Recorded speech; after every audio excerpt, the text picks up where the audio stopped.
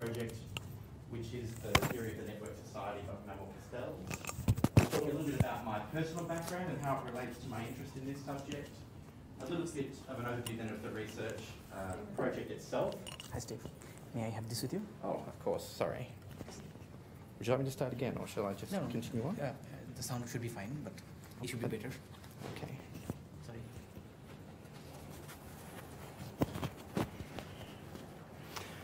So yes, I'll be looking at doing a bit of a research overview, just looking at the methodology that I'm using in my research and what I was trying to achieve. And then I'm going to be discussing some preliminary results from the older client phase of my research project. So it had two phases, and I'm going to be discussing one of those today. So this is the part of the presentation where I try and distill a complex sociological theory into 4 PowerPoint slides. So bear with me, this could be a bit of a bumpy ride. So this is Professor Manuel Castells, who many of you may be already familiar with. He's a Spanish sociologist, but he's based at the University of California, Berkeley. And in 1996, he released the first of a trilogy of books that he calls The Information Age, looking at the way society is changing in the latter part of the 20th century. And if I was to try and distill his theory down, as I'm going to try, into just a number of quick bullet points, essentially Castells says that networks are not a new thing, that people in societies have been in networks for centuries, but that they've never been a dominant form because of their inability to scale. So they've always been bound by geographic boundaries that they can't traverse. But his central thesis is that in the latter part of the 20th century, largely in reacting to changes in ICT, that the network forms transcended this limitation and it's become the dominant form in society. And that's radically transformed all aspects of modern life. So in really, really crude graphical terms, if we were to go back 30 years or so and ask someone to draw their social network, it might be something quite simple like this, where they had their family and their friends and the people who perhaps they went to church with and a couple of people from their workplace, and they were probably bound in a geographic location and all saw each other down at the local market shops. But of course, in the network society, we've become much more used to seeing representations of social networks like this. So there are 3 pillars to Castells' theory. He talks about a new dominant social structure, which he calls the network society, a new type of economy, which he calls the informational global economy, and then a new type of culture, the culture of real virtuality. And to give you a taste of the culture of real virtuality, he's talking about the fact that distinct forms of communication, oral, written, and audio-visual, have now become meshed together into a multimedia form of communication, and that's radically transformed culture. And in keeping with a network topography, he talks about the fact that each of these domains is binary in form. So you either have access to them or you're excluded from them, one or the other. He talks about power and people who have dominant power in the network. So dominant social actors and institutions, he talks about them in terms of being programmers. So for example, you can think of the government, military and the media, for example, as being dominant institutions in society that program the network society, if you like. And he talks about switchers as being people who facilitate connections between programmers that maintain their dominance. So people who maintain the dominance of connections between military and government, for example. And then he talks about, well, how do everyday people influence change in a network society? And he talks about the idea of counterpower, how social movements are able to act as switches who interrupt the dominant programmers. So to give you a concrete example, he talks about the Arab Spring, for example, where popular networks of people banded together and using forms of technology like SMS texting and billboards and the like. They were able to coalesce into a movement that ultimately interrupted the connections between government and military. The government lost its legitimacy and then that government failed. Or those governments failed, I should say, in this case. So how did I relate Castells' theories to my project? My project was looking at disadvantaged older people in rural areas. And I'd note these four things, I suppose, in relation to Castell's theories. Firstly, that disadvantaged older people in rural areas are currently excluded from this new type of society, all aspects of it. So they're switched off, to use Castell's terms. Secondly, that there are dominant social actors and institutions who are making decisions that impact on those people. So, for example, government services are increasingly being shifted online, but these older people, disadvantaged people in rural areas, don't have any ways of contributing to those things. They're excluded from those services, so they're losing the ability to, excuse me, to exercise any say in how those services develop. Thirdly, that because of that, there's a compounding effect. So they're already disadvantaged, they're becoming more disadvantaged because they don't have access. And finally, that they're only going to be able to get better outcomes for themselves if they have full access to what Castell says the multimedia communication system of the culture of real virtuality. So that's how I've tried to apply some of Castell's thinking to the design of my project. So now to my personal background of how I became involved in this research project. When I was thinking about this, I thought about these two depictions of Homer Simpson. The Homer Simpson who works at the plant with Mr. Burns, and the older Homer Simpson who was hirsute and did lots of different things in his career. And that kind of accords with me and my two phases of my career. So I've called it my hirsute phase and my bald phase. So this is me back in the 1990s when I lived here in Melbourne, when I worked as an audio engineer in post-production studios, so working on film and television projects. And as an audio engineer, I was used to working at that intersection between technology and people. And there are three types of audio engineer that people often talk about. You've got your technical boffin type engineer who's fantastic with the equipment, but when you put him in a room with producers and directors and actors, it can all go a little pear-shaped. And so you'll get a fantastic technical outcome, but perhaps you won't be able to get the best out of the people that you're working with. And then there's a second type of engineer who perhaps is very friendly with producers and actors, very comfortable in their company, and does a great job of facilitating those type of relationships, but lacks the technical skill to be able to get that down on tape, in the old parlance tape, at least anyway. And then the ideal form, which we all strove to be as audio engineers, was to be somewhere in that nice sweet spot middle ground, where you were competent in able to manage human relationships and competent enough with the technology that it melded into the background and it became just simply something that you used to facilitate the relationships that you were building. So that was the background that I had, and I suppose it gave me this ingrained sense that technology was something that can enhance creative personal relationships. And now if I move forward 10 years, here's me as a social worker, working in a homeless services organisation. And as you'll note, sometimes when you work with homeless people, you're also working with homeless people's pets. So this is me trying to find a home for a homeless person's pet while I tried to find a home for them. And I was struck when I became a social worker at the fact that technology and social work practice were considered to be polar opposites. So there's research out there that suggests that up to 70% of a social worker's time is spent doing administrative tasks, and only 30% of their time is spent doing social work. And the two things are seen as being two separate things. You do your administrative tasks at your computer in the office, and then you go out and see your clients out in the field. And having come from the background that I had, that just didn't sit well with me.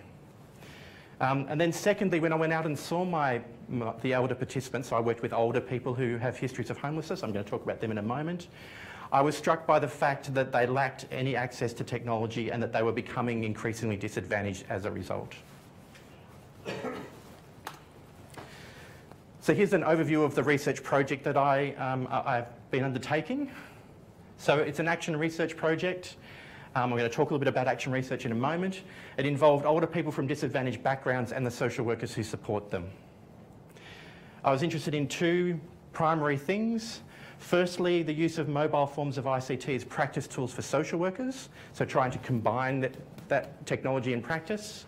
but also then looking at mobile forms of ICT to assist socially isolated older people in rural areas. That's quite a mouthful, isn't it? And I wanted to build confidence, independence, social engagements, links with community services, those kinds of things is what I was looking at. In Castilian terms, access and engagement with the culture of real virtuality. I'm not going to be speaking very much about the social work phase. I'd very much love to come back at some point and talk about that, although I'll put in a little plug for an article that we wrote that discusses what we were really trying to do in case you're interested.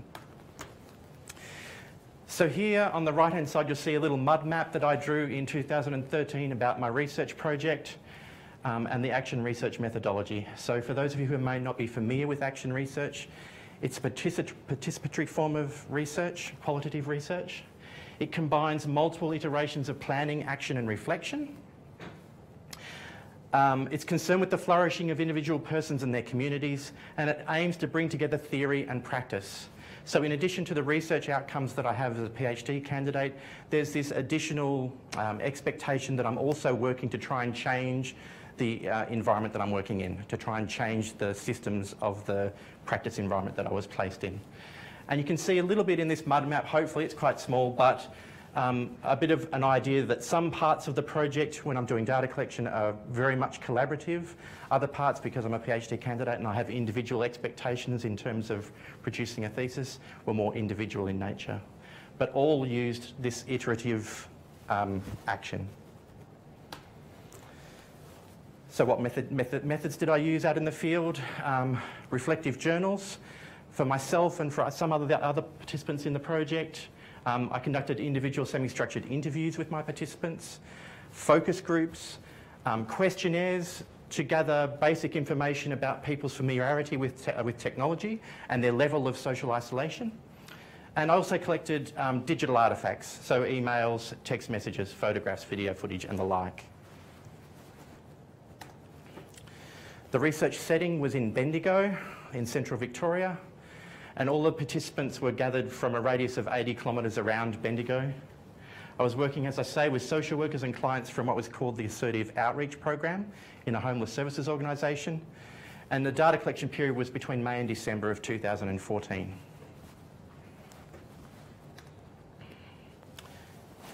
So the Assertive Outreach Program, because it's a government-run program, there's eligibility criteria that people have to meet in order to become clients of this program, and here they are.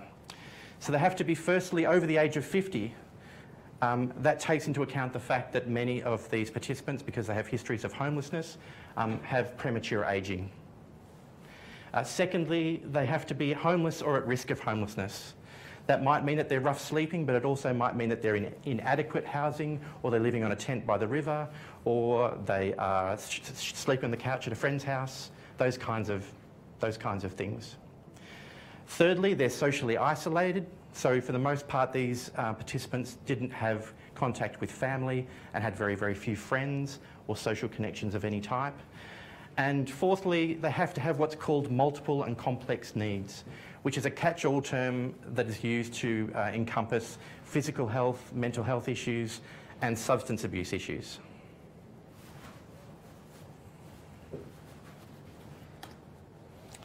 So for the older client phase of my project, I worked with 7 participants, 5 men and 2 women.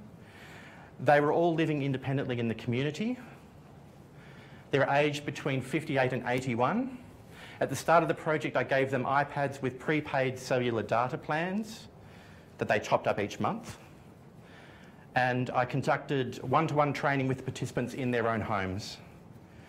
Because it's an action research project, the participants were involved with making decisions about the research project as it evolved, and that there was a focus on off-the-shelf apps.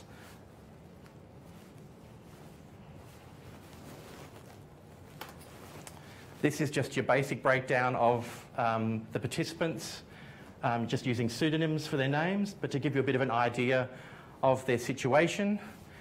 So you can see that they're all on a pension of some form. If you look at their maximum education levels, with the exception of Emma, who's a bit of an outlier, all had quite low levels of education. And if you look at the significant complex needs for them, you can see that there are a range of fairly serious issues: acquired brain injury, mental health issues, substance abuse issues, cancer, hepatitis, and the like. And of all of the participants, with the exception of the 2 women participants, who did have some experience using computers, but they'd subsequently had an acquired brain injury, which meant that they were no longer using technology. None of them had had any practical access to technology of any type.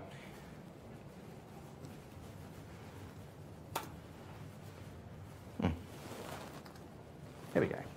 So I'm going to talk a little bit about the preliminary findings. I'm going to step you through, firstly, some of the things that came up in the engagement phase of the project. I'm going to talk about some of the challenges. You'll understand, I'm sure, that there were a number of challenges that were faced in a project with as complex clients as this, participants as this. So I'm going to look at the technological barriers that we faced, and also some of the ways in which their social disadvantaged impacted on their use of the technologies in other ways. I'm going to talk a little bit about some of the success stories that have come from the project, and then have a little bit of a look about the benefits of collaborating with social workers as participants as well in this project. So I've presented at a number of conferences on this topic, and one of the first questions I always get is, you're working with homeless people, didn't they just sell the iPads when you gave it to them? Or didn't they just break them and not look after them very well? The findings indicate the exact opposite, in fact. They were incredibly protective of their iPads. In fact, it was a little bit of a problem for us. So to give you an example, I went back to visit a client a week after I'd initially set up his iPad and we'd done our first lot of training.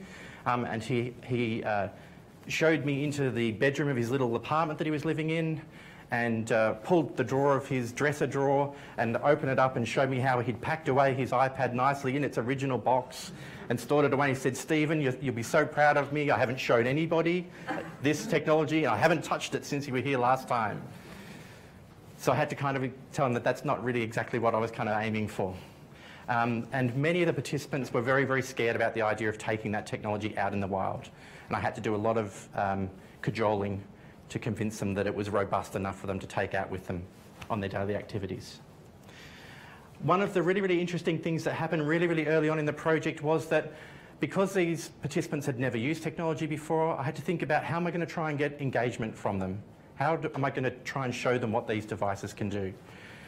And so one of the first things I did is I asked them to tell me about a place that they had fond memories for.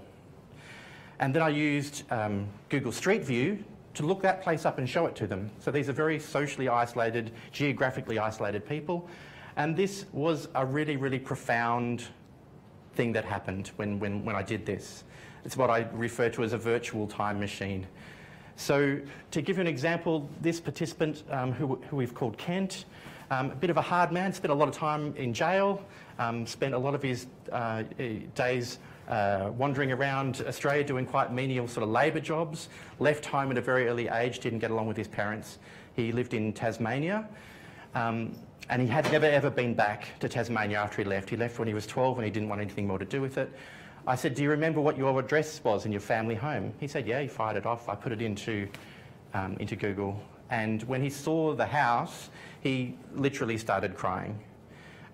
He wanted to tell me all about the experiences that he and his brother had had in the house, how the street had changed. He wanted me to wander up and down the street and say, "I used to muck around with the people that lived in that home over there." And he wanted to spin around in 360 degrees and show me significant places.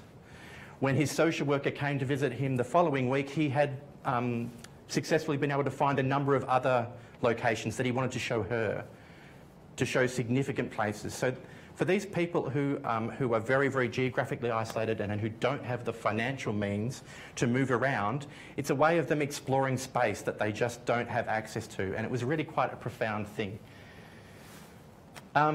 And the other thing was that I suppose working with such a complex participant group, I was concerned that maybe even though they had willingly wanted to participate, I was a bit afraid that after a few weeks of trying, they might just give up.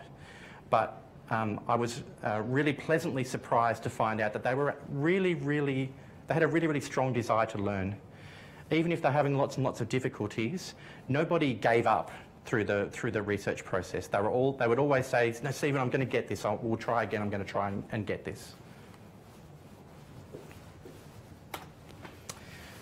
So let's have a look at some of the technological barriers. I don't think these will be very surprising for anyone who's worked perhaps with older people in general, maybe even, and perhaps you're the designated person in your family to do the IT, to resolve the IT issues for your elderly parents, for example. You might be familiar with some of these problems, but they were complicated by this particular participant group. So unsurprisingly, there were some user interface issues. So particularly, to give a really, really good example, system-wide notifications were a problem.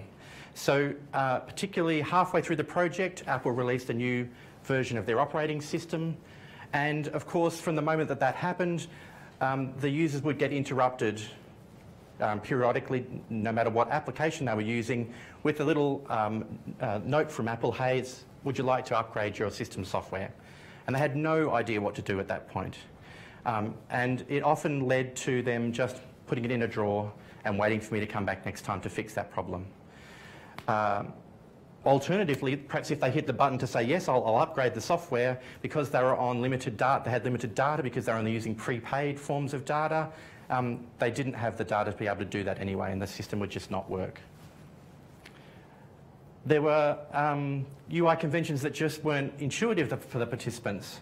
So, for example, this participant here, before she had her ABI, she had been a typist, so she liked to quite severely bash the iPad. And for anyone who uses iOS will know that if you hold an icon for too long, it goes into app deletion mode, what she called the jelly wobbles. She said, Stephen, it's got the jelly wobbles and I don't know what to do. And so again, it just completely stopped them from being able to engage with the device. Something that is quite simple to fix and resolve just became a major issue.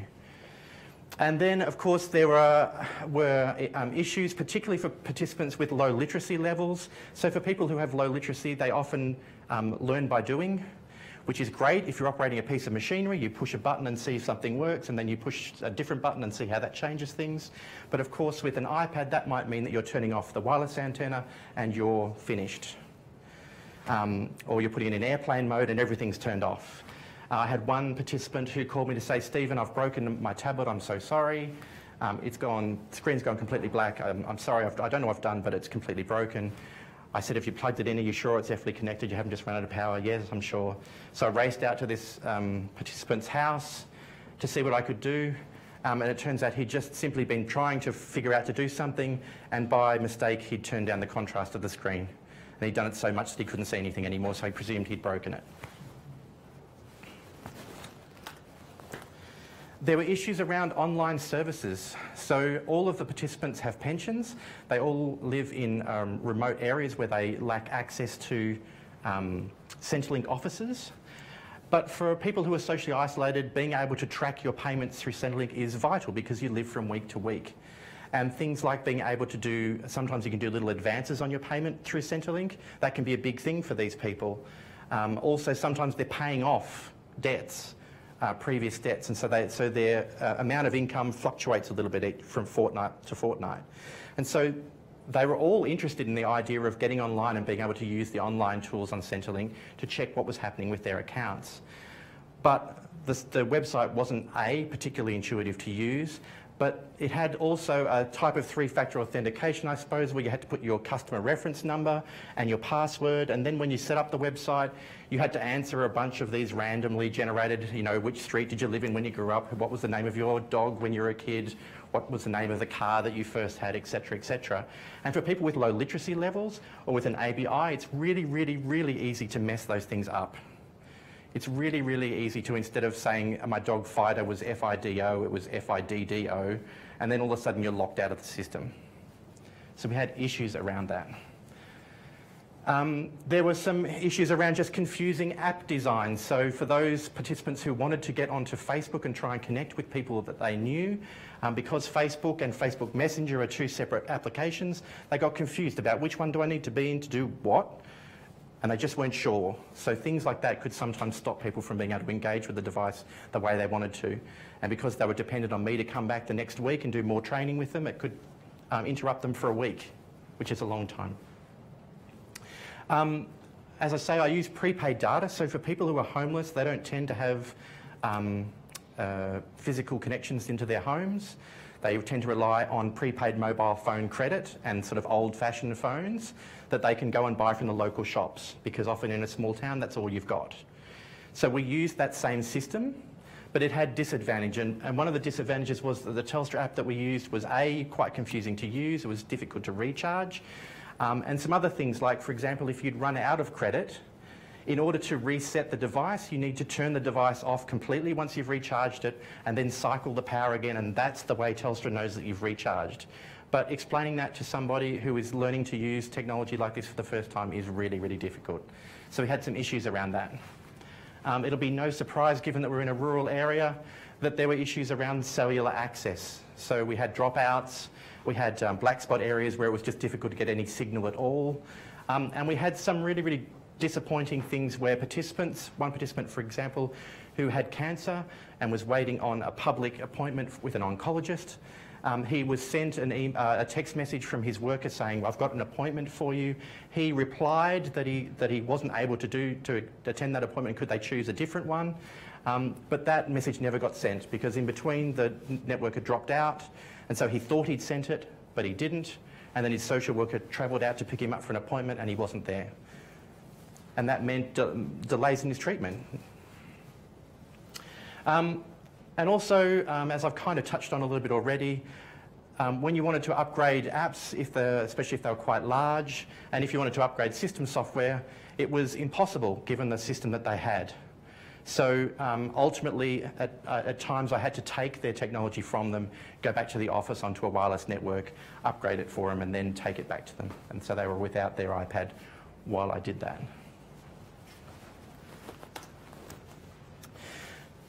So there were some technological issues there, some of them quite standard, some of them complicated by the fact that this was a socially disadvantaged group. But there were certainly some issues that are really specific to the social disadvantage that these people were facing. One, I think that I blame myself for, is that when I was working as a social worker with older people in rural areas, I couldn't help but think, wouldn't it be great if these people who are so geographically isolated and socially isolated could connect in some way using social media tools of some sort. But what I had failed to really consider was that for some of these participants, they are so socially isolated, they lack the means to kickstart any type of social network in the first place. And if we think back to the first time we got on Facebook or something similar, you of course rely on people that you know to generate, in real life, to generate that initial network you can then move on from. Stephen, do you mean to get these people to network with each other? No.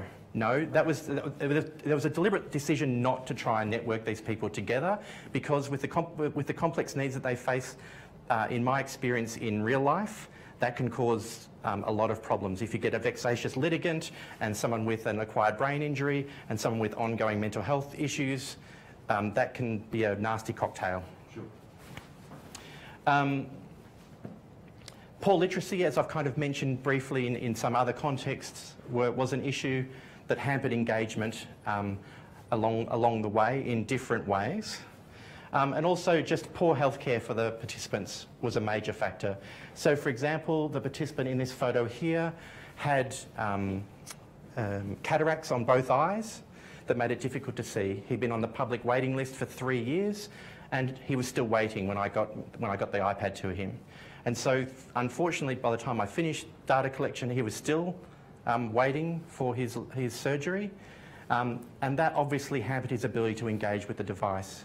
And so we did what we could by using accessibility features that are built into the device, but they're always a kind of partial solution at best. And so we had to concentrate, I suppose, on some different things that he could do with poor eyesight.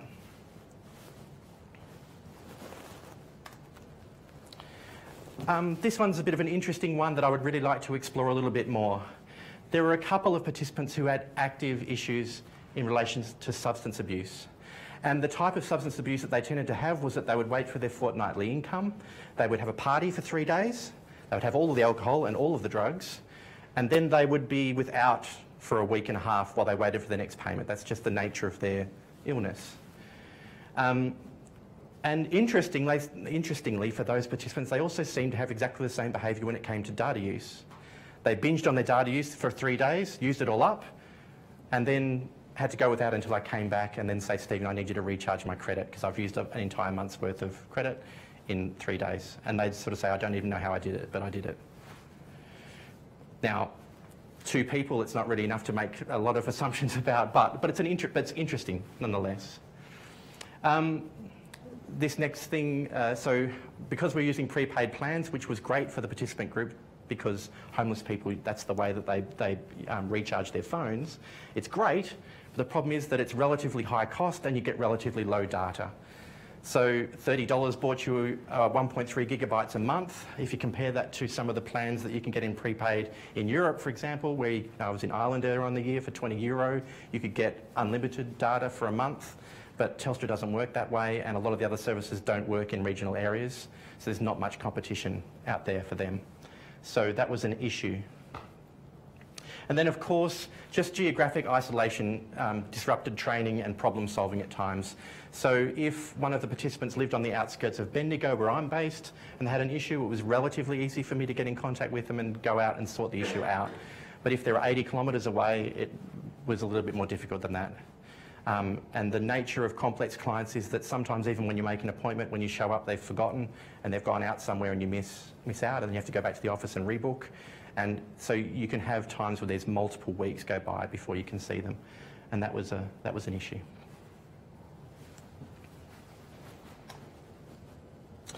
So let's move on to some encouraging findings. So as I touched on when I talked about the idea of during the engagement phase of the project, ICT for these participants definitely was a means of triggering memories and storytelling. It was a way of bridging geographic isolation and financial disadvantage that they were suffering. So to give you an example, one of the participants, Ian, he had led a very, very colourful life as a roo shooter. So he was based in Central Australia. He'd lived all of his life shooting roos and drinking in outback pubs during the day. So he shot kangaroos at night. He'd go into the pub and drink his profits during the day.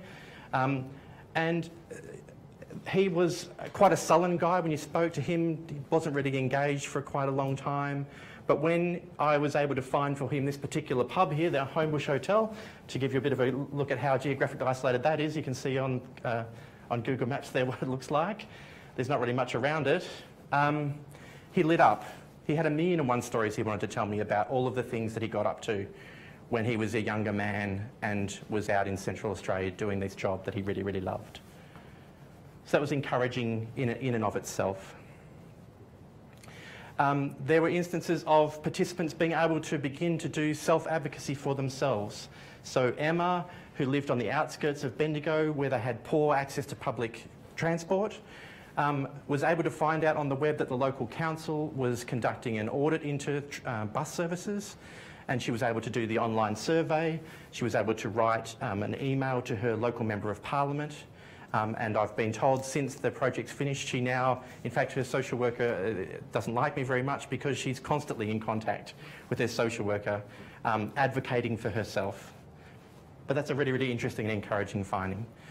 And then finally, for some participants, even though some didn't manage to get social networks up and running, a couple did, and there was one example with a participant who was able to use ICT as a safe space for reconciliation to occur in his life. So he had led a pretty colourful life. At some point he'd been married and had a child, but he was estranged from that child. And when I began talking to him about what he would like to do, he said he wanted to get on Facebook because he wanted to be able to look for his daughter. So we were able to get him on. We were luckily able to find his daughter, who was actually living in Melbourne, and send her a friend request. Thankfully, she said yes. Now, by no means was their relationship good. She didn't want to talk to him. But he found that he told me that he found solace in the fact that he could at least follow her timeline and see that she was okay. Later on in the project, she began to respond to some of his appeals to her on Facebook Messenger, and they began having some small conversations. Again, I wouldn't want to over-egg the fact that it was a loving, lovely relationship. It was difficult, but they managed to do it. And in the final 3 months of the research project, they actually met in real life, which is fantastic. And for someone as isolated as this guy, that's a huge step for him. Because of the nature of working in a rural location, I actually bumped into this participant 2 months after the data collection had finished. I was saying to him, how are things going for you? Things were going okay, that's great. What are you up to? He said, I'm going to go to the travel agent because I'm booking a holiday for myself and for my daughter and her partner. We're going to go away on a trip together. Pretty big for someone facing the type of social isolation he was. Finally, before I finish up, I just want to talk a little bit. So the other part of my project was working with the social workers and collaborating with them. There were some benefits, though, for the older people in being able to be working in conjunction with the social workers. Firstly, of course, because the social workers were also participants and these were their clients, they were able to provide a little bit of an insight into the participants' history, and that helped me in terms of engaging with the participants in the research project. Secondly, the social workers were able to reinforce some of the ICT training concepts that I was doing in the field. So I was able to go back, say, I've just been working with Henry, we've just been doing email for the first time, would you send him an email and see if he replies to you? And they were able to reinforce that when they go out and visit them as well. And then finally, and I think most importantly for me, I was very, very concerned at the start when I was planning this research project about the idea of giving technology to people, being out in the field with them for 6 or 7 months and then leaving them to their own devices. But because these participants were being supported by the social workers and this is an open-ended program, so they'll be supported for as long as they want to be supported, the social workers are able to continue that work for me. So they're able to provide some continuity after the data collection phase has finished in maintaining the iPads, for example, making sure that they're topped up. I got a commitment from the homeless agency that they would continue to buy credit. So each month they get a top up of data.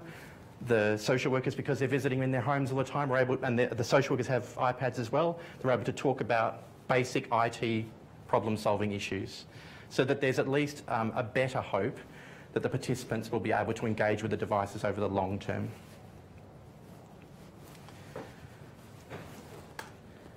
And that is about it from me. Thanks for listening. That's my contact details if you wanted to get in contact at all about any part of the project. I'm happy to take any questions if we've got some time. There's a couple of references there. Thank you.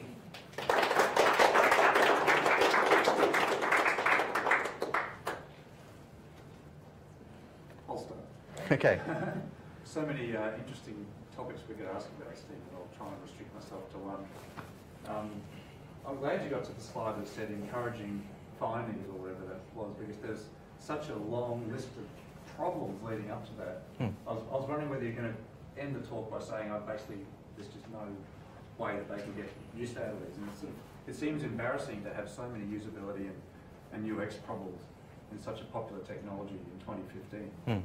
And I wonder, did you come up with a solution to those problems? What's your message to Apple to make that experience work better? Oh, okay. My message to Apple is understandably that they as operating systems evolve, they tend to be developed for power users. Ever more complicated. Ever more complicated to do ever more tasks, which is great. But it further disadvantages people like this who are trying to learn for a start. I think it would be really, really great if companies like Apple gave you perhaps a structured setup process at the start. How familiar are you with technology? Not familiar at all. I've got a little bit of familiarity. I'm an expert user. And that would help to pre-configure the device so that some things would be hidden away from users who are still trying to work out how to use a device in the most basic ways. Now, I'm sure there's tons of issues with that, but that would be an interesting start. Yes? In relation to his question, so you were using a technology that has been designed for literate users, a certain age group, blah, blah, blah, and then you're putting it in a population of semi-literate to illiterate users, and then you come up, so the technological barriers that they have would probably be because the technology that you're using on them was not created for them. Did you try maybe to use maybe an app or a technology that was specific to the older users who are socially and geographically isolated, and then to see how then that would play in their use? I think that would be an excellent project. but unfortunately not one that I have the skill set to do. I don't code. So I couldn't produce an app for them that they could use. I think the idea, so Jenny's work where an app was designed specifically for an older cohort to use, I think is a fantastic model. I suppose one thing though that I would say is that if it's on a consumer device of some type, they're still going to access the consumer type features of that device. And I think in Jenny's case that was the case. Yeah, and actually that was a really important opportunity for them. I don't think we would have wanted to have had a standalone device that was designed just for that population, because being able to use an iPad, learning how to use an iPad was a really important outcome for them, and it gave them a sense of accomplishment, it gave them status, and it gave them that kind of digital literacy, a step towards digital literacy, which was really important. And you might not get that with a device that has had all of its functionality stripped away, except for the one that was really looking in. But you are absolutely right though. I mean, I was definitely pushing my luck, if you like. But I guess the motivation behind it was that if we're living in a world that's increasingly moving online, well, these people have to be involved in some way. So let's see to what extent they can be involved. No, it's okay. I was really interested in sustainability issues, and I was wondering what the messages would be for social workers and agencies. In terms of? What sort of structures they would need to put in place to make this realisable and, realise the sort of benefits, maximise the benefits that you saw. Yeah. So because it's an action research project, it's beholden upon me to try and work towards organisational change. So I can tell you that in the organisation that I worked in, they do have somebody now designing a dedicated iPad app for use by clients and by workers. They're currently doing a large community housing project in conjunction with the Sydney Myer Foundation, and part of that, inbuilt into part of that project is giving tablets to the people who move into those homes. So they're kind of talking about user engagement. I'm not saying all in response to my project, but hopefully I've contributed to that. So I think organisations are slowly kind of trying to work out what living, if you like, in a network age really means, and how they can engage with disadvantaged people better. I think there's some really basic, as far as low-lying fruit, things I always think about is for people who visit, so in a homeless services agency, often you get people coming in through the front door who are homeless, asking for help. Well, let's give them free Wi-Fi access for a start, so that because increasingly, especially younger homeless people, they've got smartphones, they just maybe not have the ability to get credit to get onto them. We can give people access to chunks of data when we go out and visit them. Social workers who go out in the field can tether their device to people to help them. So I think there's a range of like really basic low-lying fruit type things that you can do. I'm not sure about the longer term implications though, and what roles social support agencies have, because I acknowledge that a lot of this is dependent on funding. I mean, I was very fortunate I got some funding and was able to provide iPads and provide access for data. But of course, I don't think the government anytime soon is going to roll out a program where everyone who earns less than a certain amount gets a free iPad. Or sure, but it almost sounds like you're trying to position access to connectivity as a service that social work agents and individuals in the field can help you with. I think so. There is some talk in the particular program that I'm working at. So they had a couple of They got some additional funding and they bought some iPads that weren't being used, and there was talk, I don't think it's been implemented as yet, to this idea of maybe they can be loaners. Maybe we can loan technology to people and that can be part of the service that we provide for them. So maybe another thing? Yeah, you mentioned there were obviously many struggles with the interface, but were there cases of the opposite when maybe they surprised you with how easily they grasped some of the metaphors? Or I think there's always a couple of star users. This particular guy, Kent here, he definitely picked up really quickly. He was very motivated he was an adopted child. and he wanted to find out information about his birth parents. And so once he knew how to use the Safari browser, he was really, really keen to learn how to use it as quickly as possible so that he could go and start searching for records. So he found the grave sites. He was able to search online and find the grave sites of his birth parents.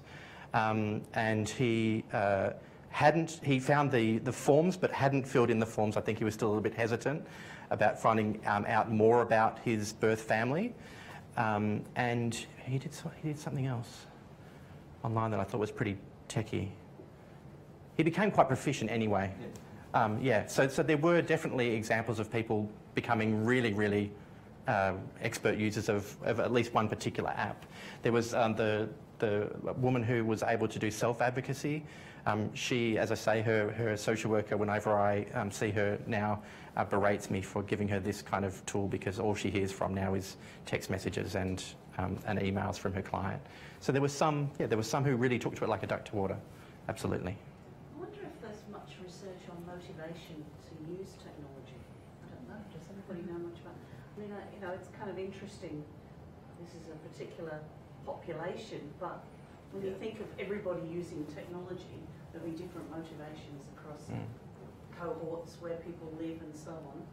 It's kind of an interesting dimension. Yeah, it just What actually motivates people? made me think of my grandma, who the only app that she uses to FaceTime and mail, and that's because she wants to communicate, and obviously she only learned this too because she was driven by this desire to communicate. That's very common. I mean, we've done more generic research around you know, older people, and often they want to get on to use Skype, particularly to contact the younger members of their family. And they live in a rural area, they contact their kids in the city, their grandkids usually, or whatever, in the city. So yeah, that's a really common one. That kind of motivates them to do that. There were some interesting things around people using FaceTime and it causing some issues. So this particular participant who you can see there had a bit of a penchant for contacting me at about 4:30, 5 o'clock in the morning. And social workers, when I was working with the social workers, one of the concerns that they expressed is that, and this is quite interesting actually, that they felt completely fine with doing administrative tasks outside of work hours, but they in no means wanted to be able to be contacted by their clients outside of work hours, which is kind of interesting. The reflective journals, was that yourself, the social workers, or was it just Myself and a social work student who acted as a research assistant in the latter parts of the project.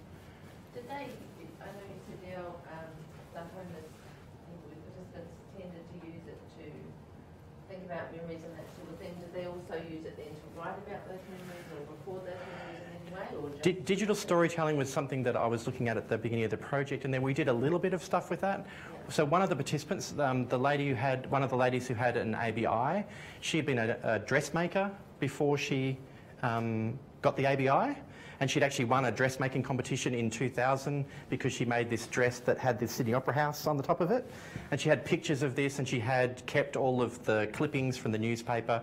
So we did make a movie with her where we took screenshots of all of those things, took photos using her iPad, stitched it all together, and we recorded an interview with her where she spoke to us about her motivations for creating this dress. So we did do that. Ian, the roo shooter, we recorded a bit of him telling his yarns from the bush, and I would love, if I was an animator, I would love to perhaps animate some of those colourful stories, but I've not done that yet, and given the pressures of the PhD, I'm not sure that I'll get to that. But so we did a few things like that.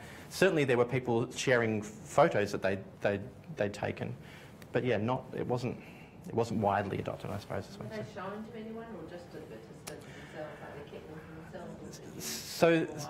So the video that we created, once again, because it's a participatory research project, we asked her whether she would like us to put it online, and she asked for us not to put it online. In her mind, she basically thought of this as being a tool that she might be able to use to earn some money. So she might be able to show people that she's an expert dressmaker, and that might generate some income from that project. They see that she's won awards for her design, and that they might she might be able to show them that. So we put it onto the iPad for her. We gave her a memory stick with a copy of it on there in case she wanted to show it to anybody else. But we didn't put it online.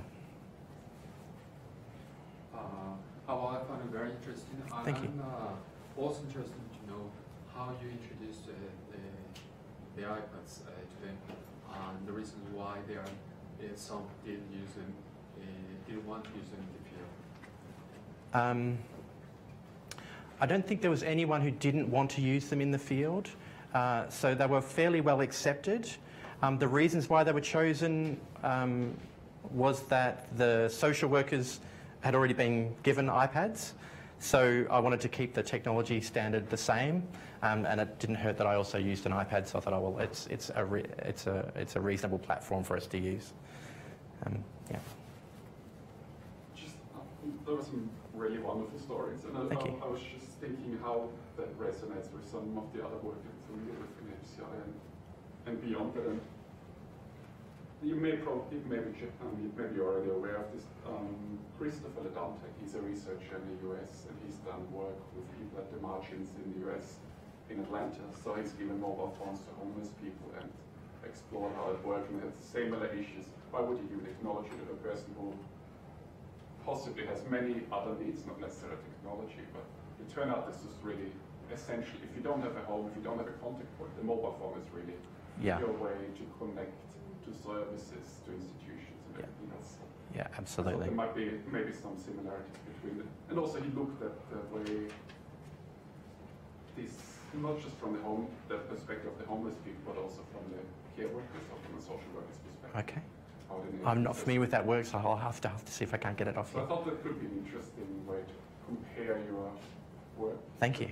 And the other thing is what you said about the binge. Yeah. People, I think Greg and I went to a talk of Baroness Susan Greenfield, is that her name? And she, well, if I understood her correctly, she was saying that some of the things she observes as a neuroscientist in working with young children and how IT use changes the brain is similar to how people with substance abuse or alcohol, similar patterns are replicated. So they get the same reward mechanisms of dopamine if they use apps or access Facebook, similar to what we would see if someone eats a lot of chocolate or drinks alcohol. Oh, wow. Maybe there's something. That's my very basic understanding. Maybe Greg, you have a... There's a personality factor called future-orientedness. So each of us is somewhere on a spectrum which represents how much we're willing to give up, reward now for reward in the future, and that influences a lot of the things that we do. And there's actually been research that maps that personality factor to drug abuse. And as you'd expect, people who have low future-orientedness, I'm not sure we have worked out right, tend to be more likely to abuse drugs because they want something now and don't care about the consequences later. Except for one small exception, which is that under certain circumstances, a drug user such as a heroin addict, once they're sated, during that short period after they've injected, they become more future-oriented. So they're more willing to, say, do some work now for payoff in the future. There's one tiny little interesting tidbit with that particular, the participant who had the most issues around that, was that at one point he made an appointment with his social worker, came in, usually the social worker went out to visit him. He came into the agency one day and confessed a whole bunch of things that he felt very guilty about to her, and seemed to have had an epiphany of some sort. He wanted to get it all out on the table, this stuff that he'd done, minor burglary type stuff, nothing too bad. And then for a period of about 3 weeks after that, wasn't abusing substances, and during that period became a frequent instant messenger with his worker, but that collapsed after about 3 weeks and went back to the previous behaviour. Wow. So, I wondered at that time whether that was again as a result of using the tablet. No, I don't. No, I wouldn't make that connection. I think that it was more just with his social circumstances. I think that people who have substance abuse issues sometimes come to a bit of a moment of clarity and try to make a positive change, but find that that's too hard and then relapse. But during that period, I suppose what I did observe is that his use of technology changed. So he went from being a binge user to being someone who just consistently used his device like we would expect anybody else to use their device. But then when he relapsed back into his issues with alcohol and drug use, that fell away. Things can happen in childhood that affect how future-oriented you become. There's also these famous, it was in the news not that long ago, there's famous experiments at, I think at Stanford, everything seems to happen at Stanford, where they're giving kids lollies and Delayed gratification. Yeah, oh, yes. It's the same thing. So, yes. Yeah, are you willing to defer gratification or not? And, yep. And can that be influenced by events that happen in your childhood? Yeah. It would be fascinating to know. I mean, most people who end up facing homelessness in later life, in my experience at least in the field, when I used to work in that field and certainly with the participants, have had pretty fractured relationships with family. Yeah. Yeah. Sure. That's certainly true. Can I just ask one? Oh, have you got a question? We're just about out of time, but thank you. It was a really, really interesting talk, and I think all of the challenges you described resonated really well with the challenges we faced in our project. It's really good to hear somebody talking about them. Your project involved pretty intense support for the participants, and it had to. This kind of links back to Sarah's question about the sustainability issue. I'm wondering if these sorts of the people that you worked with, whether they would get anything out of those, the iPads for Seniors course that are popping up in communities everywhere, or would they be excluded from that kind of support that's available? One participant, this person here, a bit of the star pupil, I asked the participants if they were familiar with the fact that the library ran free courses, and I brought out information from the library about when those courses ran, in case they were interested. He said he didn't go to the library ever, and I said that I'd be happy to take him into the library. He could get a card, and when he went in there, he got a card and he got all of the Dummy's Guide for iPad User type books. I'm not sure they ever did much with them, but he did do a bit of that. Unfortunately, in the library at the start of the project, when there was this upcoming Introduction to iPad for Seniors course, the person who ran the course pulled out.